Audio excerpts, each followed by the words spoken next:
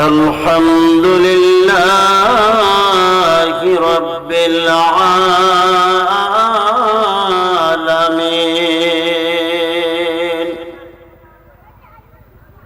خالق السماوات والأرضين والصلاة والسلام على من كان نبيا وآدم بين الماء والطين وعليه وأصحابه أجمعين. فقد قال الله تعالى في شان حبيبه مخبرا وآمرا إن الله وملائكته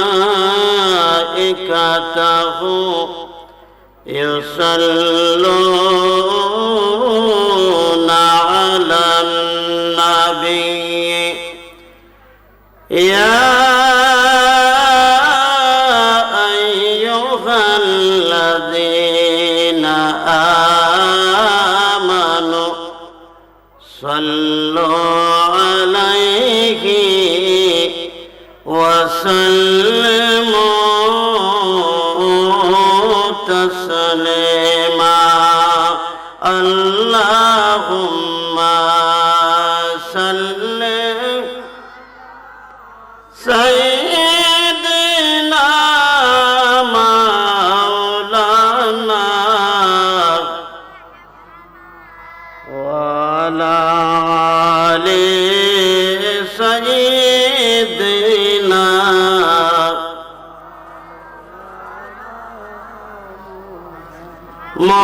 মোহব্বতে পড়েন দরুদ মুমিন সবাই বসিয়া মোদের দরুদ শোনেন নবীজি রওজা পাকে সহিয়া। আল্লাহুম্মা সাল্লি আলা মাওলানা মুহাম্মদ ওয়া আলা সাইয়্যিদিনা মাওলানা। মোহব্বতে জিকির করে লা ইলাহা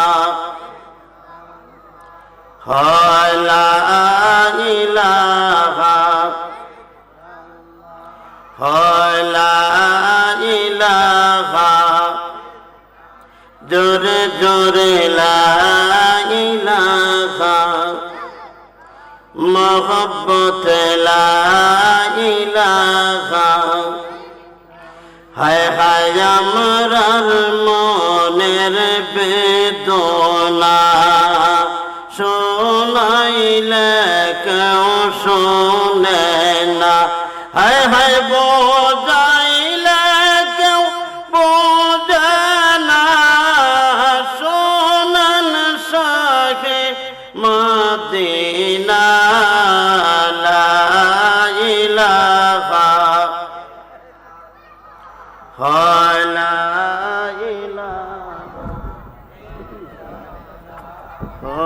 লা ইলাহা বেশি বলি তো লা ইলাহা লা ইলাহা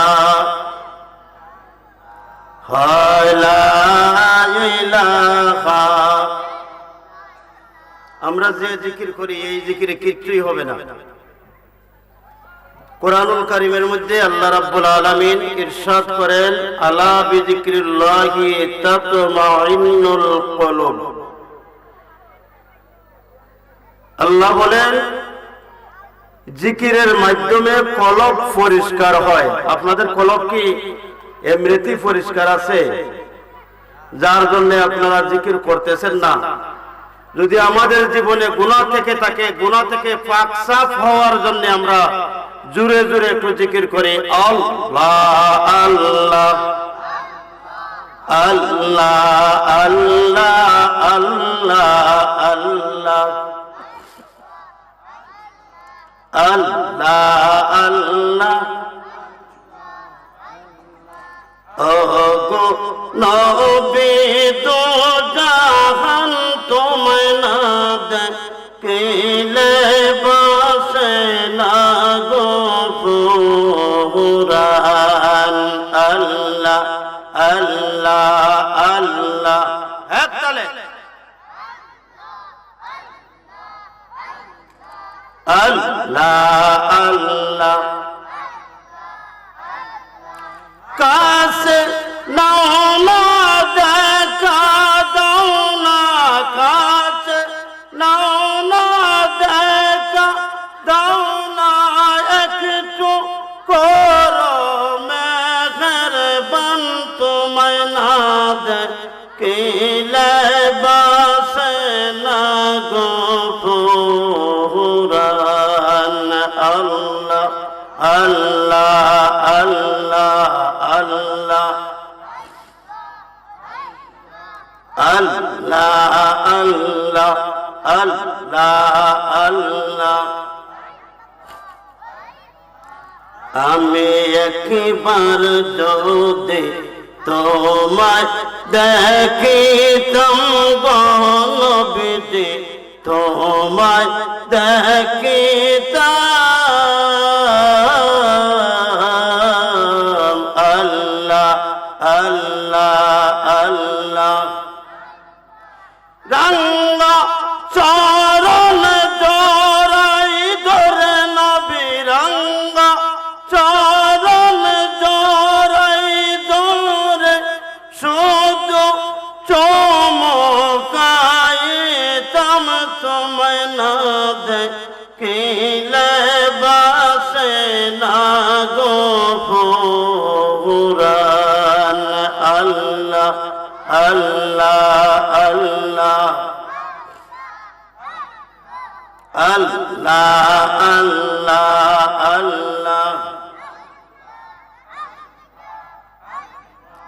আল্লাহ আল্লাহ আল্লাহ আল্লাহ আল্লাহ।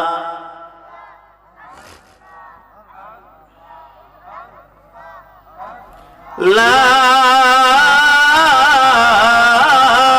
ইলাহা ইল্লাল্লাহ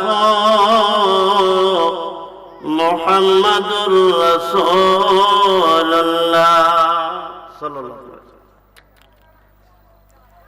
আউযু বিল্লাহি মিনাশ শাইতানির রাজীম।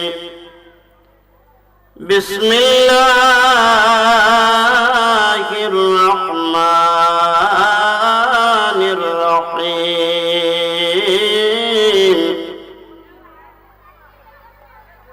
وقرنا في بيوتكن ولا تبرجنا تبرج الجاهلية الأولى.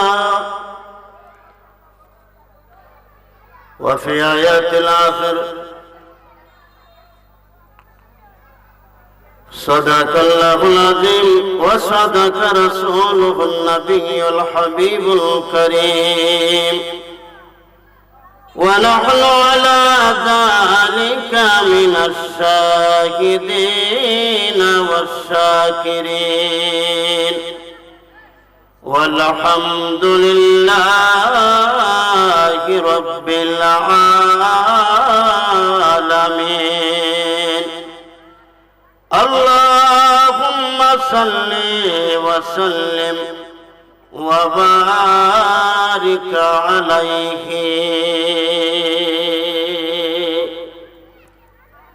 রঙ্গরসের দিন ছিল আমার একদিন রঙ্গরসের দিন ছিল আমার একদিন 12 ঘন্টা বেলা বুঝি সন্ধ্যা হইল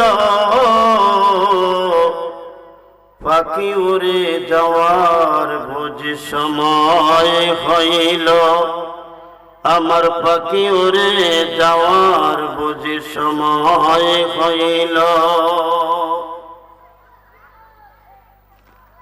সম্মানিত পূর্ববাদ সগরিয়া সুন্নি যুব সংঘের উদ্যোগে ৬ষ্ঠ সুন্নি মহাসম্মেলন এর সভাপতি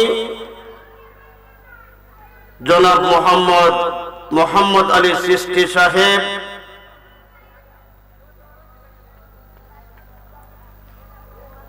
did writer sub registrar office Habiganj সদর, সহ সভাপতি মোহাম্মদ শাহাবুদ্দিন সাহেব, বাংলাদেশ জাতীয় সংসদ ভবন জনাব মোহাম্মদ রবিউল ইসলাম সাহেব, ইঞ্জিনিয়ার উদ্বোধক হযরত মাওলানা শেখ মোহাম্মদ খায়রুদ্দিন সাহেব, অধ্যক্ষ শরীফাবাদ আলিম মাদ্রাসা হবিগঞ্জ, প্রধান অতিথি আন্তর্জাতিক খ্যাতি সম্পন্ন মুফাসসিরে কোরআন সারা বাংলার আলোড়ন সৃষ্টিকারী বক্তা মাওলানা মুফতি মাহতাব উদ্দিন ইব্রাহিম সাহেব বিবারিয়া, বিশেষ অতিথি সারা বাংলার আলোড়ন সৃষ্টিকারী তরুণ তেজস্বী বক্তা হযরত মাওলানা আবু বকর সিদ্দিকী ভুইয়া আল কাদরি সাহেব নরসিংদী বিবারিয়া, প্রধান বক্তা আমার পাশেই যিনি বসা আছেন এতক্ষণ কোরআন ও হাদিসের মূল্যবান তকরির পেশ করেছিলেন বিশিষ্ট ইসলামী চিন্তাবিদ মাওলানা হাজী মোহাম্মদ আব্দুল হাই সাহেব পূর্ববাদ সগরিয়া, বিশেষ বক্তা হযরত মাওলানা কারি আশরাফুল ইসলাম রিফাত সাহেব হবিগঞ্জ, দিগার উলামায়ে কেরাম, মুরব্বিয়ানে জাম, যুবক ভাইয়েরা, পর্দানিশীন মা বোনেরা সহ সকলের প্রতি আমি আবারও সালাম পেশ করছি। আপনারা আমার সালামের জবাবটুকু দিবেন। আসসালামু আলাইকুম ওয়া রাহমাতুল্লাহ। আমি ভূমিকার দিকে যাচ্ছি না, আমি এখানের মসজিদের ইমাম, এই হিসাবে ভূমিকায় যাচ্ছি না। আমি সার সংক্ষেপ 2-4টি কথা বলবো। মহান আল্লাহ রাব্বুল আলামিন যদি আমাকে তৌফিক দেন, ওমা তাওফিকু ইল্লা বিল্লাহ। আমরা তো জগৎ সংসারে চলি, আমরা অবস্থা বুঝি, অবস্থা আপনারা বুঝেন না?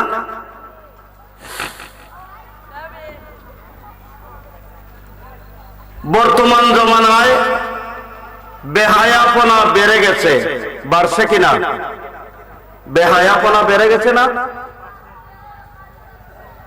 পর্দা নাই,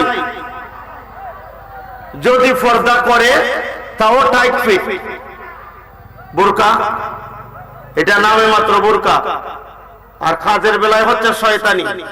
কথা ঠিক কি না? ঠিক না? আল্লাহ রাব্বুল আলামিন বলেন বিসমিল্লাহির রহমানির রহিম وقرنا في بيوتكن ولا تبرجنا تبرج الجاهلية الأولى الله أكبر বলেন। আল্লাহ রাব্বুল আলামিন কোরআনুল কারীমে ইরশাদ করেন সূরা আহজাবে না স্যার, সূরা আহজাবে 33 নম্বর আয়াতে আল্লাহ রাব্বুল আলামিন বলেন, তোমরা মহিলারা ঘরের ভিতরে থাকো, পর্দার ভিতরে থাকো, আমি তোমাদেরকে পর্দার ভিতরে রাখার জন্য তৈরি করেছি। পূর্ব যুগের বেহায়া নির্লজ্জ মহিলাদের মতো রাস্তায় রাস্তায় ঘোরাফেরা করিও না, সৌন্দর্য প্রদর্শন করিও না। জাহিলিয়াতুল উলা, এখন জাহিলিয়াতুল উলা তাফসীরে রুহুল বয়ানের মধ্যে আসছে, জাহিলিয়াতুল উলা হচ্ছে হযরত আদি পিতা আদম আলাইহিস সালাম থেকে নূহ আলাইহিস সালামের মাঝখানের জাহিলিয়তকে বলা হয়েছে জাহিলিয়াতুল উলা। প্রথম জাহিলিয়তের জমানা, প্রথম জাহিলিয়তের জমানা সময় সীমা ছিল 1272 বছর। অন্তত একটা কথা শিক্ষা করে যান, বাড়িতে গিয়ে বলতে পারবেন, মরণ পর্যন্ত ওই কথাটা নিয়ে যাইতে পারবেন। অন্তত সবগুলা ওয়াজ আপনি ক্যাচ করতে পারবেন না, হয়তো আল্লাহ প্রত্যেকের ব্রেনকে কিছু সীমাবদ্ধতা দিয়েছেন, সকলে সবকিছু ক্যাচ করতে পারে না, রেকর্ড করে রাখতে পারে না। অন্তত 2-4টি কথা বাড়িতে নিয়ে যাওয়ার চেষ্টা করবেন, বলে ইনশাআল্লাহ। জাহিলিয়াতুল উলা এটা কোন সময়টা ছিল? বাবা আদম আলাইহিস সালাম থেকে নূহ আলাইহিস সালাম পর্যন্ত মহাপ্লাবন হয়েছিল নূহ আলাইহিস সালামের জমানায়। আচ্ছা ইনশাআল্লাহ আমার টাইম 9:30 পর্যন্ত, তাড়াতাড়ি গোছানোর চেষ্টা করবো ইনশাআল্লাহ। হযরত আদম আলাইহিস সালাম থেকে নূহ আলাইহিস সালাম পর্যন্ত এমন জাহিলিয়ত, এমন অন্ধকার জমানা ছিল।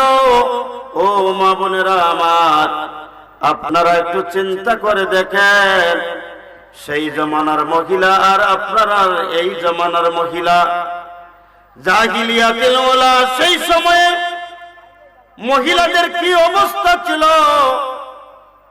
হযরত বাবা আদম আলাইহিস সালাম থেকে নূহ আলাইহিস সালাম পর্যন্ত যে জাহিলিয়ত ছিল, কোন খারাপি বেড়ে গিয়েছিল, জিনা ব্যভিচার বেড়ে গিয়েছিল, এমন অবস্থা ছিল। সেই সময়ে বাপ ওই ঘর থেকে জিনার কাজ শেষ করে বের হয়েছে, কিছুক্ষণ পরে ছেলেও ওই ঘর থেকে জিনার কাজ করে বের হয়েছে, বলি নাউজুবিল্লাহ। সেই জিনার জমানা, সেই বেহায়াপনার জমানা। এই যে আপনারা দেখছেন না, গত 2 দিন আগে, আজকে 6 তারিখ, 22 তারিখ, 22 ফেব্রুয়ারি হবিগঞ্জে একটা কুকাণ্ড ঘটে গেছে না? 100 বছর পূর্তি অনুষ্ঠানকে ঘিরে মারামারি হয়েছে না? কেন মারামারি হয়েছে? তার কারণ হচ্ছে বেহায়াপনা, বেহায়াপনা, কোন পর্দা পুশিদা নাই, এর জন্য মারামারি হয়েছে। মাদ্রাসা আর স্কুলের মধ্যে পার্থক্যটা এতটুকু। মাদ্রাসার পূর্তি 100 বছর, 50 বছর পূর্তি অনুষ্ঠান, মিলাদ মাহফিল, ওয়াজ নসিহত, জিকির ফিকির, আর স্কুলের পূর্তি ও 100 বছরের পূর্তি অনুষ্ঠান করা হয়েছে বিভিন্ন ধরনের নাচ গানের মাধ্যমে। আচ্ছা, নাচ গান যেই জায়গায় হয়, আল্লাহর রহমত না গজব? রহমত না গজব? দেখছেন না গজবটা? ফেসবুকে এসেছে, রান্না দিয়াও কুবাকুবি হয়েছে, আসছে না? ভাই বন্ধুরা আমার, আল্লাহর নবী সাল্লাল্লাহু আলাইহি ওয়াসাল্লাম বলেন, মেয়েরা এমন একটা সম্পদ, এমন একটা দামি সম্পদ, নবীজি বলেন, দুনিয়াতে তোমার সোনা রূপা হীরা মণিমুক্তা যত কিছু আছে, দামি সম্পদ, এই দামি সম্পদের মধ্যে সবচেয়ে দামি সম্পদ হচ্ছে নেককারিনী আবেদা সালেহা একটা স্ত্রী। বলি সুবহানাল্লাহ। নেককার মহিলার গর্ভ থেকে নেক সন্তান বের হয়। কি বের হয়? নেক সন্তান। আর বদকারের পেট থেকে বদ সন্তান বের হয়। আচ্ছা, আপনাদের এখানে কলার বাগান আছে না? আছে কলা বাগান? আপনার একটা সরি কলা পাকছে, আপনি ওই কলাটা নিয়ে বাজারে গেলেন, মনে করলেন যে মানুষ তো সুলাইয়া খাইতেইব, আমি এটারে সুলাইয়া একটা বউলের মধ্যে কইরা বাজারে নিয়ে যাইমু, মানুষে আর কষ্ট করা লাগবে না, টাকা দিবে আর হাত দিয়া টফটফাইয়া মিষ্টির মতন মুখে ঢুকাইবে। আপনি যতই সহজ করে দিয়েছেন, বাজারে গেলে একটা কলা বিকবে। বিকবে না কেন? খাল নাই। বিকবে না কেন? খাল নাই। খাল না থাকায় খাল না থাকায় কি অসুবিধা হইল? ফুকা মাকড় ময়লা সব আবর্জনা এখানের মধ্যে বসেছে। এটা খাইলে পেটে অসুখ হবে, পেটে অসুখ হবে। তাহলে জানিয়ে রাখেন মা বোনেরা, আপনারা শুনেন, আপনারা হচ্ছেন দামি সম্পদের মধ্যে একটা দামি সম্পদ। আপনারা যতদিন পর্দার ভিতরে থাকবেন, সেই পর্দার ভিতরে থাকার কারণে আল্লাহ রাব্বুল আলামিন আপনাদের গর্ভ থেকে একটা দামি সন্তান আল্লাহ উপহার দিবে। ফিরানের পীর আব্দুল কাদের জিলানী মাহবুবে সুবহানী রাদিয়াল্লাহু তাআলা আনহু, উনি মায়ের পেট থেকে 18 পারা কুরআনুল কারীম হিফজ করে এসেছেন। বলি না আল্লাহু আকবার। কেমনে এসেছেন জানেননি? ওনার আম্মা জান সন্তান গর্ভে আসার পর থেকে দিনরাত 24টা ঘন্টা উনি আল্লাহর ইবাদতে কাটিয়েছেন। বলি সুবহানাল্লাহ। মা যখন সন্তান পেটে রেখে কুরআনুল কারীম তিলাওয়াত করবে, ওই কুরআনুল কারীম তিলাওয়াতের বদৌলতে আল্লাহ রাব্বুল আলামিন সন্তানকে কুরআনের সাথে সম্পর্ক তৈরি করে দিবে। আর এখন তো মা জাতিরা যদি সন্তান গর্ভে আসে, এখন টিভির সিরিয়াল চলে কিনা? সিরিয়াল চলে না? অথচ মায়ের জাত আপনারা পর্দাশীল হয়ে যান। যদি আপনি পর্দাশীল হয়ে যান, আপনার গর্ভ থেকে একটা শাহজালাল মুজাররদি আমনি বের হইতে পারে কিনা? পারে না? আপনি যদি পর্দাশীল হয়ে যান, মিরান শাহ তাতারী রহমাতুল্লাহি আলাইহির মতো দামি সন্তান আপনি উপহার পাবেন। মিরান শাহ তাতারী রহমাতুল্লাহি আলাইহি এমন এক ব্যক্তিত্ব ছিলেন, ওনার আম্মা জান অত্যন্ত ধার্মিকা মহিলা ছিলেন। উনি সন্তান যখন গর্ভে এসেছে, ওই সময় উনি যতদিন পর্যন্ত সন্তান দুনিয়াতে আসে নাই, ততদিন পর্যন্ত একটা মাসকে 3 ভাগে ভাগ করে 2 ভাগ সিয়াম সাধনা করেছেন। বলি সুবহানাল্লাহ। 3 ভাগে ভাগ করলে 2 ভাগ হলে কয় দিন? 1 মাসে 20 দিন। 1 মাসে 20 দিন উনি মাসে 20 দিন রোজা থাকতেন। আর রমজান মাসে তো সারা মাস রোজা থাকতেন। উনি মাসে 20 দিন রোজা থাকতেন। এর বদৌলতে আল্লাহ রাব্বুল আলামিন মিরান শাহ তাতারী রহমাতুল্লাহি আলাইহির মতো উচ্চতর মাকামের উচ্চতর মর্যাদাশীল সন্তান আল্লাহ ওনার গর্ভে নাজিল করেছেন। বলি সুবহানাল্লাহ।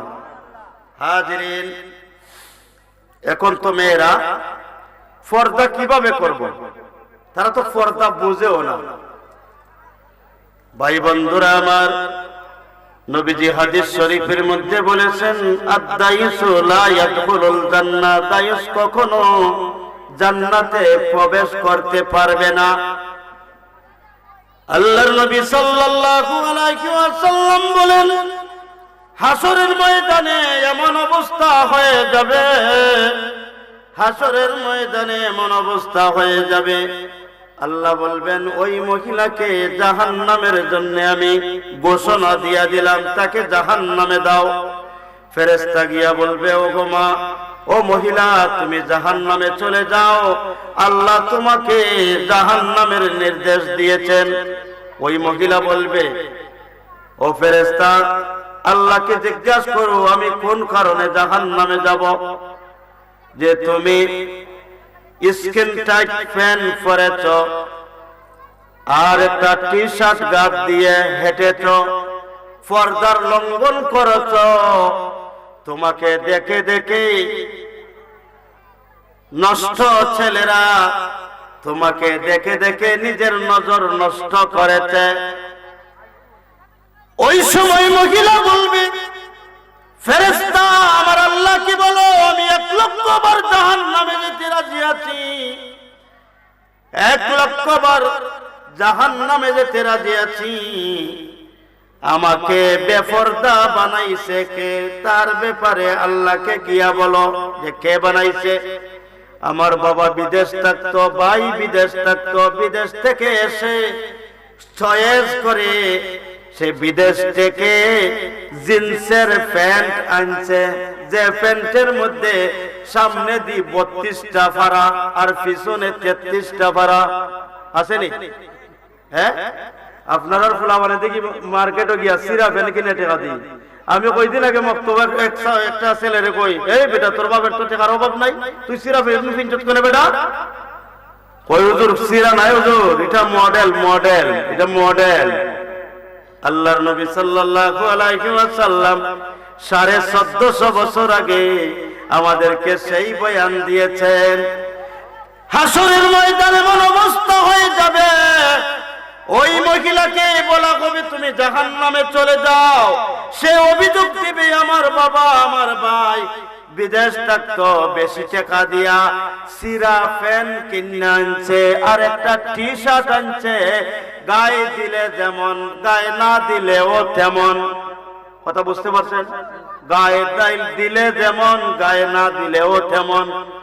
গায়ে দিছে পোশাক, এটাকে উলঙ্গ দেখা যায়, আর ওই উলঙ্গ বেহায়াপনা দেখে যুগের যুবকরা, যুগের যুবক ছেলেরা তারা খালি উকি নাকি বা এইভাবে না। ওই মহিলা বলবে, নবীজি বলেছেন আদ-দায়ুস লা ইয়াদখুলুল জান্নাহ, দায়ুস কখনো জান্নাতে যাবে না। দায়ুস কাকে বলে জানেন? আগে শিখেন। দায়ুস হচ্ছে ওই ব্যক্তি, আমি ফ্যামিলির কর্তা থাকা সত্ত্বেও আমার মেয়ে, আমার বউ, আমার বোন, আমার মা, আমার অধীনস্থ যে মহিলারা আছে, তারা স্বামীর কাছে শুইবার সময় কাজের মেয়ের পোশাক পইরা শোয়, আর মার্কেটে যাওয়ার সময় নতুন বধূর পোশাক পইরা যায়। কথা ঠিক কিনা? মার্কেটে যাওয়ার সময় কিতাব পইরা যায় নতুন বধূর পোশাক, দেখলে দেখা যায় এই মুহূর্তে বোধহয় নতুন বধূ নতুন সাজ পইরা স্বামীর ঘরে আইছে, অথচ যায় মার্কেটে। কোথায় যায়? এই সৌন্দর্য কাকে দেখানোর দরকার ছিল? ওগো আপনি যখন শুইতে যাবেন স্বামীর সাথে, স্বামীর বিছানায় যখন আপনি শুইতে যাবেন, শুইতে যাওয়ার আগে আপনি সুন্দর পোশাক পরেন, আপনার মাথার চুল আশ্রিয়ে ঘুমান। আপনি আপনার সৌন্দর্য বৃদ্ধি করার জন্য যা প্রয়োজন তা করে আপনি যখন স্বামীর সামনে স্বামীর মনোরঞ্জনের জন্য নিজেকে উপস্থাপন করে দিবেন, আল্লাহর নবী বলেন ওই মহিলাটা স্বামীর সামনে যাইতে দেরি হবে, আল্লাহ তার জীবনের গুনাহ মাফ করতে দেরি হবে না। কথাটা বুঝতে পারছেন? এই সুন্দর পোশাক আর আলতা, লিপস্টিক, টিপ এইগুলা লাগাইয়া অর্ধ পোশাকে কি পোশাকে অর্ধ পোশাকে মার্কেটে যায়, কই যায়? মার্কেটে। অর্ধ পোশাকে মার্কেটে যায়। যেই অবস্থায় স্বামীর কাছে থাকার কথা ছিল ওই অবস্থায় মার্কেটে যায়। আর নবীজি যেই অবস্থায় পরপুরুষের কাছে যদি কোনো সময় যাওয়া লাগে আপনি বিশ্রী পোশাক পরে যাইবেন, যেন ওই পরপুরুষ আপনার সৌন্দর্যের দিকে আকৃষ্ট না হয়। সে স্বামীর কাছে যায় ওই কাজের মহিলার মতন, আর মার্কেটে যায় বেগানা পুরুষের কাছে নতুন বধুর পোশাক পইরা। আপনি কোন চাই এখানের মধ্যে রহমত নাজিল হবে না গজব নাজিল হবে? রহমত না গজব? কাজ করব গজবের আর রহমতের আশা করব। তেতই গাছ রোপণ কইরা যদি গাছের নিচে প্রতিদিনই সকালে এক বালতি পানি ঢালে আর কয়, হায় রে গাছ, সারাটা জন্ম তোরে বড় কষ্ট কইরা লালন পালন করলাম, তুই আমারে এখালি কমলা দিস। গাছে কমলা দিবার ক্ষমতা আছে? ক্ষমতা আছে? যেদিন ফল ধরবে, কি ফল ধরবে? তেঁতুল। তেঁতুল কি ধরবে? তেঁতুল। কমলা কখনো ধরবে না। গাছ তোর নামে কি? বৃক্ষে পরিচয়, ফলে পরিচয়। বৃক্ষ তোর নাম কি? ফলে পরিচয়। এইটা খের গাছ, ফল ধরলে বোঝা যাইব ওইটা কেমন গাছ। ভাই বন্ধুরা আমার, আল্লাহর নবী সাল্লাল্লাহু আলাইহি ওয়াসাল্লাম বলেন, হাসরের ময়দানে এক দল মহিলাকে আল্লাহ রাব্বুল আলামিন বেহায়াপনার জন্য, নিজের সৌন্দর্য মানুষকে দেখানোর জন্য হাসরের ময়দানে তার জন্য শাস্তি নির্ধারণ করবেন। ওই শাস্তিটা কেমন হবে? ওই মহিলার মাথার চুলকে জাহান্নামের গেরামি দিয়া, ওই মাথার চুলটাকে জাহান্নামের গেরামিতে ফেস লাগাইয়া ওই মহিলাটাকে জাহান্নামের উপর ঝুলাইয়া রাখা হবে। নবীজি বলেন, আমি মেরাজের রজনীতে জাহান্নাম পরিদর্শন করার জন্য পার দিয়া হেঁটে গিয়েছিলাম। আমি ওই অবস্থা দেখে জিজ্ঞাসা করলাম, জিব্রাইল এটা কি অবস্থা? নবীজি বলেন, এ জিব্রাইল, এটা কোন অবস্থা বলো? জিব্রাইল বলল, ইয়া রাসূলুল্লাহ, ইয়া হাবিবাল্লাহ, নবী গো, আপনার উম্মত মহিলারা নিজের লম্বা চুলের মধ্যে শ্যাম্পু করে, চুলরে আরো এই পার্লারে গিয়া কাটিং করে, মাথায় কাপড় দেয় না, চুলের সৌন্দর্য দেখা যাবে না বিদায় নিজের সৌন্দর্য দেখানোর জন্য শুধু ওড়নাটা গলায় পেঁচাইয়া রাখে, এমন ভাবে পেঁচাইয়া রাখে যদি ওই মহিলায় গাড়িতে চড়ার সময় ওড়নার একটা মাথা গাড়ির চাকার সাথে লেগে যায়, সঙ্গে সঙ্গে ফাঁসির মরার মতো মরে যাবে। গলাতে এইভাবে খালি ঝুলাইয়া রাখে, খালি এইভাবে ঝুলাইয়া রাখে। চুল যদি গুইরে রাখে তাহলে এই চুলের সৌন্দর্য দেখা যাবে না।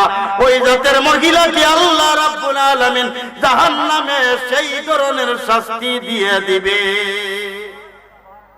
এটা কঠিন শাস্তি কিনা? নবীজি বলেন, সামনে একটু বাড়লাম, সামনে গিয়া দেখলাম এক মহিলারে সুন্দর কইরা দাঁড় করাইয়া রাখছে। জাহান্নামের একটা পিলার, ফারের মধ্যে পিলার থাকে, পিলারের মধ্যে বাইন্দা রাখছে। বাইন্দা জাহান্নামের একটা বাটি গরম কইরা খালি এই গালে লাগায় আর ওই গালে লাগায়, একবার লাগায় এই দিকে, একবার লাগায় ওই দিকে। নবীজি বলেন, এটা কি দেখলাম? ফেরেশতা বলেন, ইয়া রাসূলুল্লাহ, ইয়া হাবিবাল্লাহ, আপনার উম্মতের মহিলারা নিজে আব্রুসাত না গিয়া বেহায়াপনা করে নিজের গালের মধ্যে বিভিন্ন মেকআপ করে সে যখন বের হয়েছে, যুবক ছেলেরা উকি ঝুঁকি মেরেছে, যুবক ছেলেদের যত গুনাহ হয়েছে। একটা মেয়ে যখন রাস্তা দিয়া যায় 100 জন যুবকে দেখে, কমের মধ্যে কয়শো জন যুবকে? 100 জন যুবকে দেখে। আল্লাহর নবীকে জিবরাইল বলেন, ইয়া রাসূলুল্লাহ, ইয়া হাবিবাল্লাহ, ওই মহিলাটা বেহায়াপনা করে, বেপরদা করে রাস্তা দিয়া যখন বের হয়েছে, যত পুরুষ দেখেছে তাদের গুনাহ হয়েছে। 100 জন পুরুষ যদি দেখে থাকে, ওই 100 জন পুরুষের যত গুনাহ হয়েছে, ওই মহিলাকে তার একলা একার মাথায় ওই পরিমাণের গুনাহ চাপিয়ে দেওয়া হয়েছে। কেননা ওই মহিলা যদি পর্দার ভিতরে থাকতো, তাহলে যুবকরা উকি ঝুঁকি মারত না, তাকে দেখে নিজের নজর নষ্ট করত না। ঠিক কিনা? ওই মহিলাকে মুখের মধ্যে মেকআপ কইরা সৌন্দর্য দেখাইয়া দেখাইয়া হাঁটে, এর জন্য আল্লাহর নবী বলেন, ওই মহিলাকে গালের মধ্যে ইস্তরি গরম কইরা শাক দেওয়া হবে। তামার জিনিস গরম করে ইস্তরির মতন গরম কইরা খালি মুখের মধ্যে শাক দেওয়া হবে। ওই সময় তার বিশ্রী সুরত হবে, বিশ্রী সুরত হবে। ওই অবস্থায় আল্লাহ রাব্বুল আলামিন আবাদুল আবাদ শাস্তি দিতেই থাকবেন, দিতেই থাকবেন। ভাই বন্ধুরা আমার, আমরা একদিন এমন অবস্থায় ছিলাম, যুবক ছিলাম, এখন তো বয়স হয়ে গেছে। একদিন 18 বছর ছিল কিনা? আমার একদিন 18 বছর ছিল না, এখন তো হয়ে গেছে প্রায় 50। 18 যখন ছিল, আল্লাহর নবী সাল্লাল্লাহু আলাইহি ওয়াসাল্লাম বলেন, যুবক বয়সের গুম বুড়া বয়সের ইবাদতের চেয়ে দামি। বলি সুবহানাল্লাহ। সাহাবী রাসূল বললেন, ওগো দয়াল নবী, একটা বৃদ্ধ মানুষ 50, 60 বছর, 80, 100 বছর ইবাদত বন্দেগী করেছে, আর যুবক ছেলে রাত্র নাক ডাকিয়ে ঘুমিয়েছে।